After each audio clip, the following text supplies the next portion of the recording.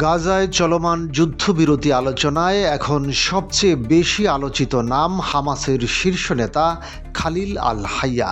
সম্প্রতি ইসরায়েলের হামলা থেকে প্রাণে বেঁচে যাওয়া এই অভিজ্ঞ নেতা এবার প্রকাশ্যে আসছেন।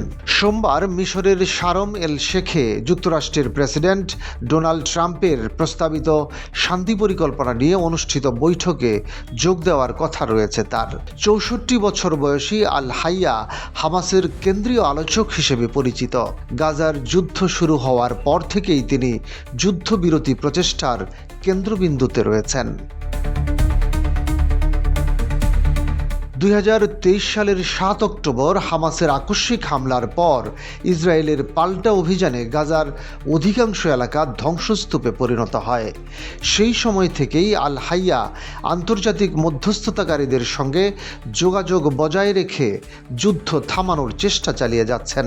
গাজা উপত্যকায় জন্ম নেওয়া আল হাইয়া ১৯৮০ দশকের শুরুতে মুসলিম ব্রাদারহুডে যোগ দেন। পরবর্তীতে ১৯৮৭ সালে হামাস প্রতিষ্ঠিত হলে তিনি সংগঠনের প্রথম সারির নেতাদের একজন হয়ে ওঠেন।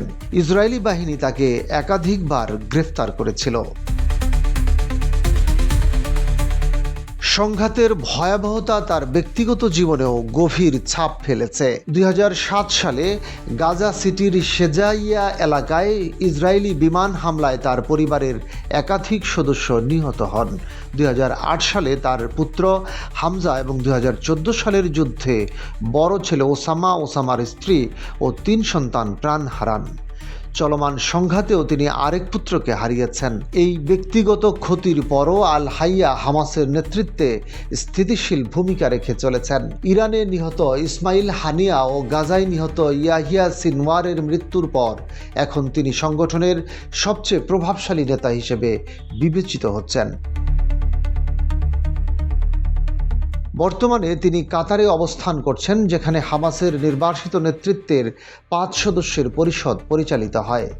ইরানের সঙ্গে তার ঘনিষ্ঠ সম্পর্ক রয়েছে বলে জানা যায়। ২০১৪ সালের গাজা যুদ্ধেও তিনি গুরুত্বপূর্ণ ভূমিকা রেখেছিলেন যুদ্ধবিরতি প্রতিষ্ঠায়। গত সেপ্টেম্বরে কাতারে হামাসের বৈঠকে ইসরায়েলের বিমান হামলায় অল্পের জন্য প্রাণে বেঁচে যান আল হাইয়া।